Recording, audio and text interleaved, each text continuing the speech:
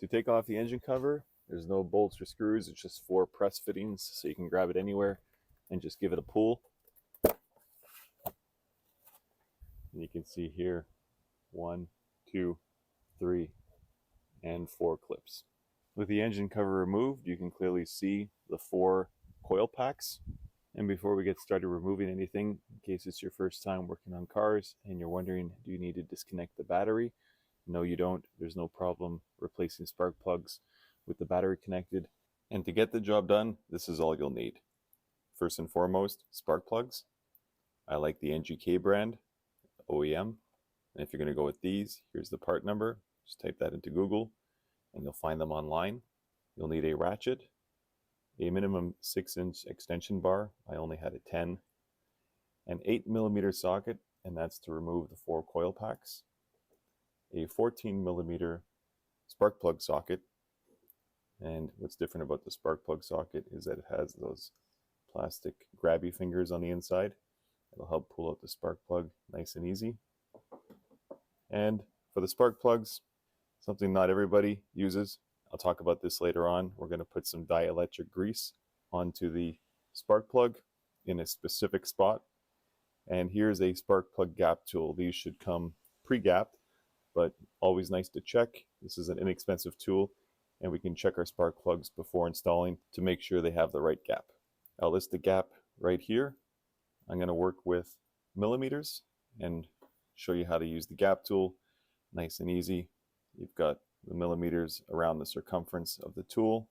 You find the skinniest part of the tool and insert it into the gap like so. And then you just rotate along the gap until it jams up. And where it jams up is your reading. For me, that's right there at 1.05, a little bit past. And that's right where the manufacturer wants it to be. We'll start with our 8mm socket and remove the coil packs.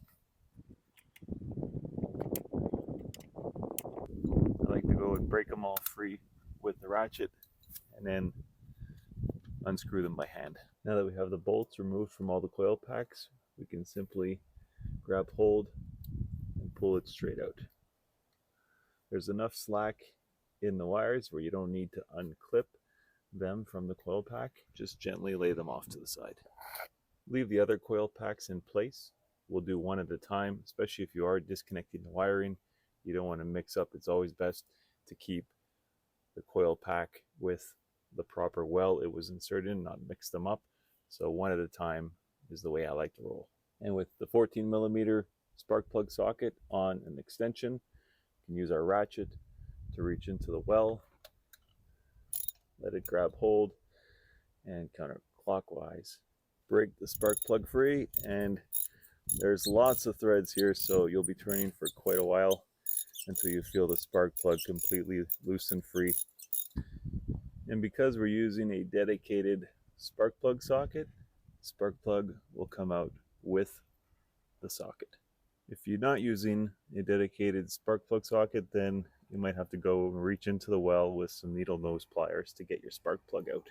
With the old spark plug out, we can compare it alongside a new one. I see right off the bat that the gap on the old spark plug looks like it has expanded over time, and definitely lots of corrosion on the threading. So it's obvious to me that no dielectric grease was used when this spark plug was installed, which brings us back to that talking point at the beginning of my video, dielectric grease.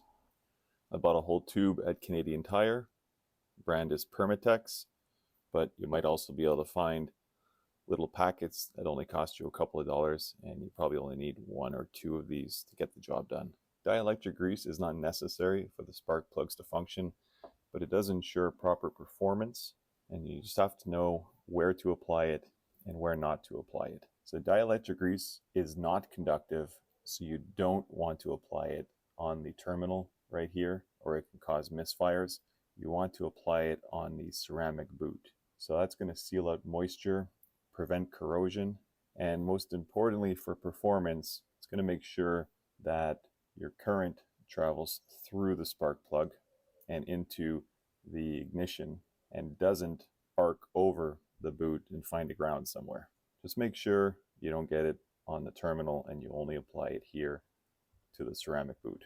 We take our tube, or if you're using a little mini packet, squirt some right on to the ceramic portion, and then just rub it in, making sure to keep it on the ceramic boot and not right here on the terminal. Now with the new spark plug that's been coated with the dielectric grease placed onto the end of the spark plug socket, we can gently lower it down into the well, and then by hand,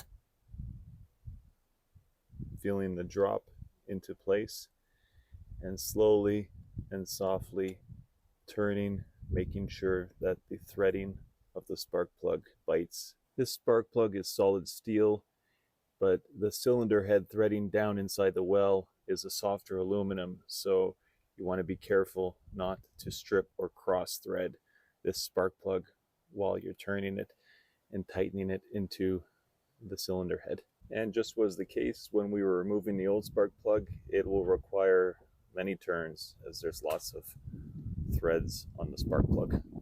Turning by hand until you can't turn anymore, and then finishing off by inserting your ratchet and tightening it ever so gently until it won't turn anymore with the ratchet.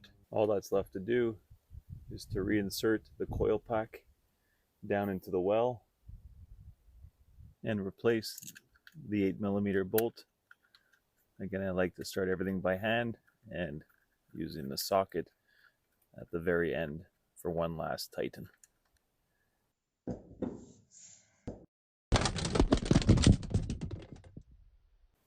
So what you just saw there was my iPhone attached to the tripod, tip over and fall right through the engine bay. It tumbled past all the engine components. Luckily, it didn't get damaged, but found itself sitting at the very bottom on top of the plastic undercarriage. I had to jack the car up just to pull it out, just to show you the mishaps and tribulations sometimes that occur filming these videos. So if you did find it helpful at all, it helped you get your spark plugs replaced, please leave a comment. Definitely like the video. It means a lot to me and it helps the channel a lot, especially if you found the talking points on the dielectric grease interesting. Let me know in the comments as well, and we'll see you guys in the next video.